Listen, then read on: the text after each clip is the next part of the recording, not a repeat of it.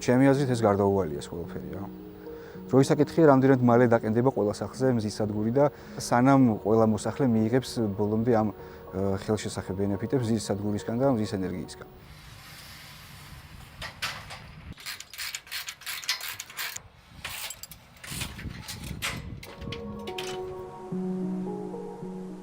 მზის ენერგიას საქართველოში მართლაც დიდი პოტენციალი აქვს.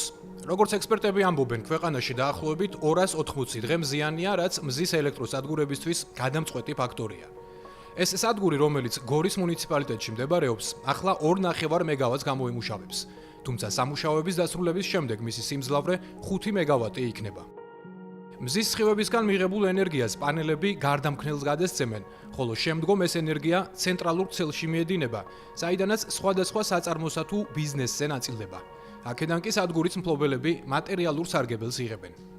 განსაკუთრებით ბოლო პერიოდის ტრენდს თუ გადავხედავთ, როგორ ვითარდება მსოფლიოში და ასევე ჩვენ ქვეყანაში მზის ენერგეტიკა და განახლებადი ენერგეტიკა და კიდევ მზის ენერგეტიკა, მაშინ უკვე შეგვიძლია ვთქვათ, რომ უკვე საკმაოდ კომპანიებს შეუძლია ძალიან დიდი ბენეფიტების მიღება მზის სადგურისგან და იმიტომ რომ საგრძნობელ მზის ელექტროენერგიას გამოიმუშავებს ეს მზის სადგურები და უკვე ძალიან ხელსაყრელია უკუგებადობის მიხედვით თქვათ ჩადებული ინვესტიციის და მე უკვე საოპერიროთ, იმიტომ რომ საგრძნობელ ხელშესახებ ცვლილებებს და ბენეფიტებს აძლევს კომპანიებს. თქმა უნდა, ეს ყველაფერი კარგად და პოზიტიურად აისახება თვითონ კომპანიაზეც, ქვეყანაზეც და გარემოზე, სადაც ცხოვრობთ. მზის ან როგორც მას უწოდებენ, სუფთა ენერგია მართლაც გარემოზე ზრუნვის ერთ-ერთი ფაქტორია. თუმცა ექსპერტები თანხმდებიან, რომ ამ გზით მიღებული ელექტროენერგია ასევე მნიშვნელოვანია ქვეყნის ენერგო უსაფრთხოებისთვის. ცხადია, მცირე საწარმოებისა და რამდენიმე ბიზნესის არჩევანი, რომ განახლებადი ენერგია მოიხმარონ, ქვეყნის ენერგო დამოუკიდებლობას ვერ უზრუნველყოფს.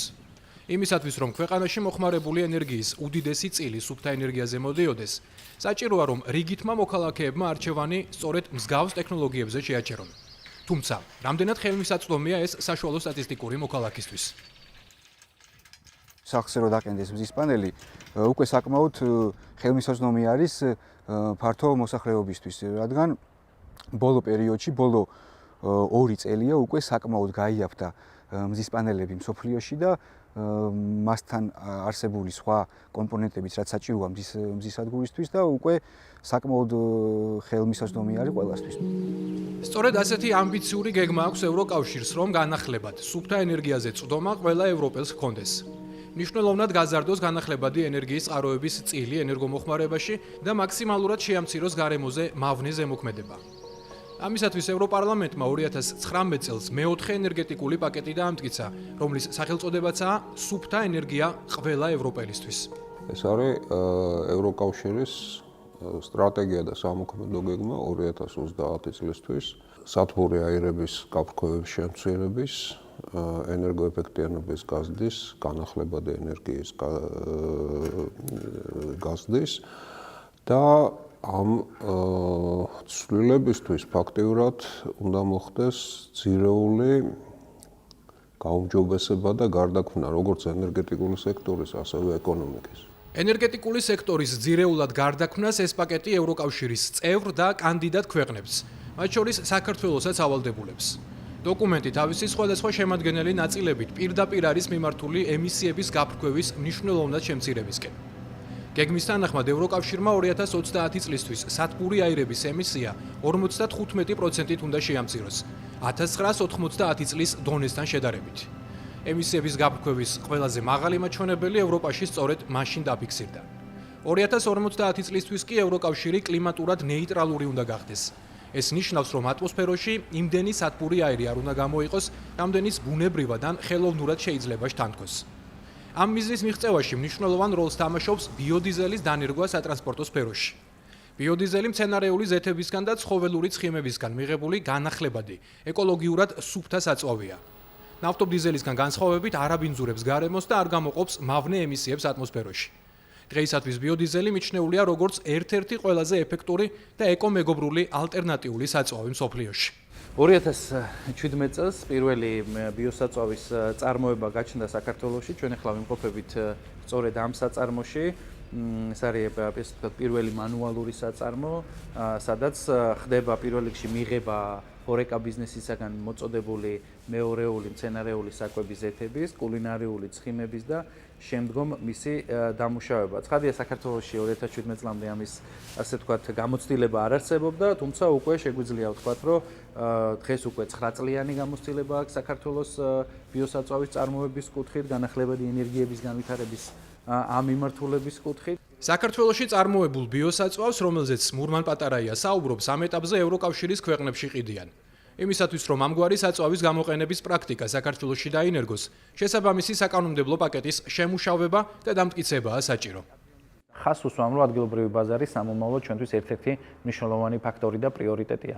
გამომდინარე იქიდან, რომ ამ ქვეყანაში ვცხოვრობთ, იმისთვის, რომ გვაქვს სურვილი, რომ აქ წარმოებული პროდუქცია აქვე მოხმარდეს, მით უმეტეს, როცა საუბარია ეკომეგობრულ საწვავზე, განახლებად ენერგიაზე, როგორც მაგალითად ევროკავშირს აქვს დღეს დარეგულირებული საკანონმდებლო დონეზე, ისე რომ ჩვეულებრივ ნებისმიერ ავტოგასამართ სადგურზე რო გაჩერდით და თქვენი მანქანა გამართო დიზელის ტიპის საწვავით, იქ უკვე 7% ბიოსაწვავი შერეულია.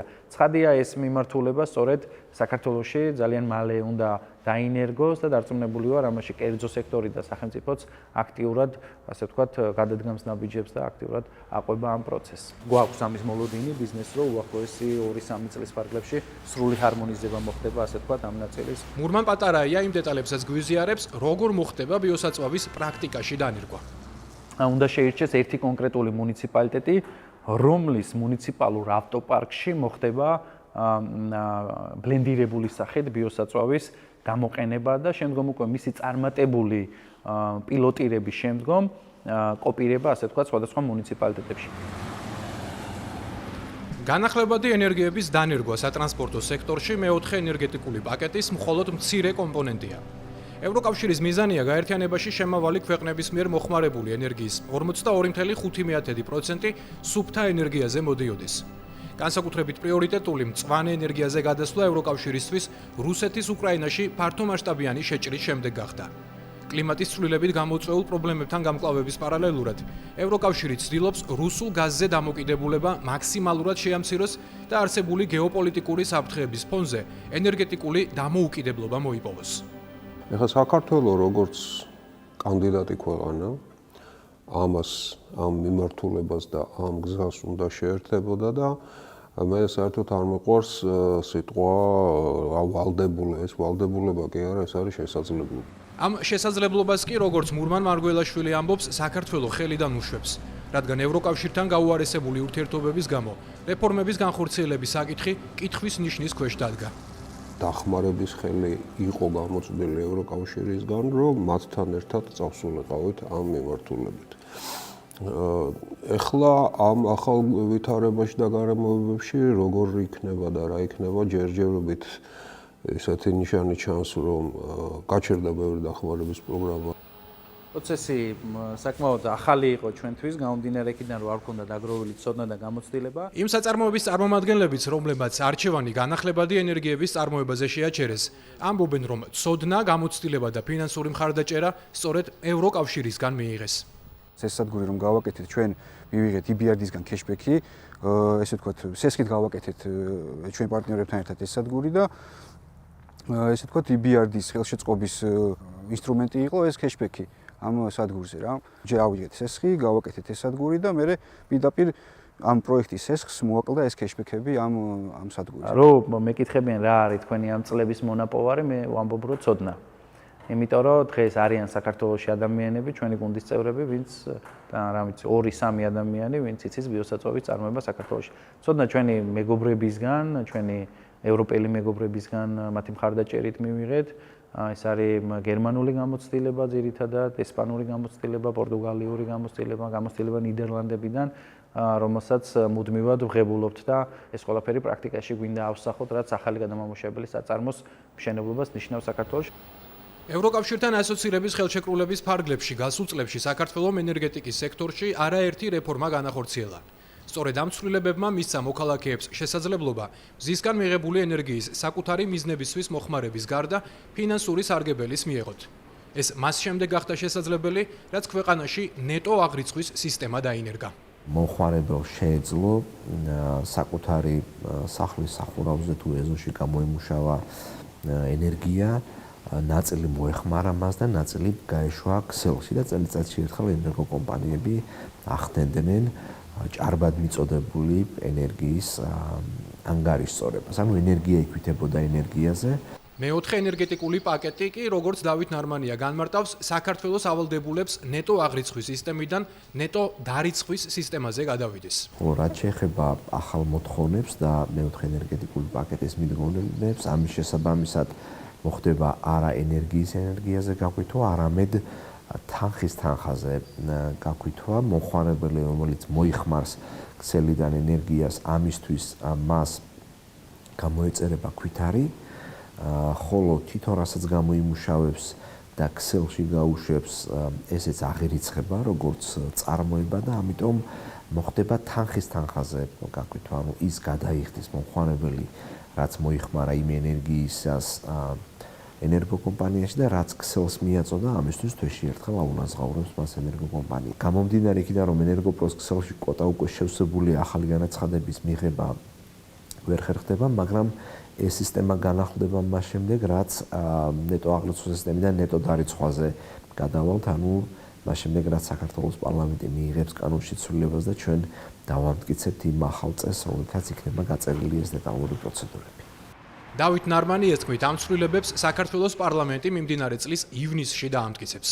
ეხლა არის რამდენიმე საკანონმდებლო ინიციატივა, რომელიც უკვე არის მომზადებული და იმედია ეს დამტკიცდება და მაინც იქნება წინ გადადგმული ნაბიჯი, მაგრამ ხაზი უნდა გაუსვათ იმას, რომ ამ ყველაფრის განხორციელებას სჭირდება პოლიტიკური ნება და რესურსები. დამტკიცებული არის შარშან ივლისში საქართველოს ენერგეტიკის და კლიმატის სამქმედო გეგმა, რომელშიც არის ჩაწერილი, რომ 2030 წლისთვის საქართველოში ენერგეტიკულ მოხმარებაში განახლებადი ენერგიის წილი უნდა იყოს 27.4%. რაც საკმაოდ რთული მისაღწევი მაჩვენებელია. განახლებადი ენერგიის წყაროების მიერ წარმოებული ელექტროენერგიის წახალისება ეკონომიკის სამინისტროს ვალდებულებაა. ასევე სამინისტროს ენერგეტიკული პოლიტიკის მიმართულებებში წერია, რომ საქართველოში არსებული ჰიდრორესურსები, სხვა განახლებადი რესურსები და ხელსაყრელი საინვესტიციო გარემო საშუალებას იძლევა ქვეყანას სუფთა ენერგიის წარმოების და ამ ენერგიით ვაჭრობის რეგიონალურ ცენტრად იქცეს. რა პროექტები ხორციელდება ამ მიზნის მისაღწევად? ასევე როგორ წაახალისებს ხელისუფლება ბიზნესსა თუ მოქალაქეებს განახლებადი ენერგიების წყაროები დანერგონ? ან აქვს თუ არა საქართველოს იმის რესურსი, რომ ევროკავშირთან დაძაბული ურთიერთობების ფონზე შეასრულოს მეოთხე ენერგეტიკული პაკეტით გათვალისწინებული ვალდებულებები? ამ კითხვებზე პასუხების მიღებას ევრონიუს ჯორჯია ეკონომიკის სამინისტროსგან შეეცადა, თუმცა უწყება მკითხვები უპასუხოდ დატოვა. ჩვენი ძალებით, ჩვენი ცოდნით და ჩვენი რესურსებით სავარაუდოდ ვერ აუწყობთ ფეხს და ვერ განვახორციელებთ ისეთსავე რეფორმებს, რომელიც იყო დაგეგმილი და რაც მიმდინარეობდა. თუ ჩვენი ქვეყანა ამის მობილიზებას მოახერხებს, ეს იქნება, რა ვიცი, წინ გადადგმული ნაბიჯი ქვეყნის მოდერნიზაციისკენ. თუ არა და ვიქნებით როგორც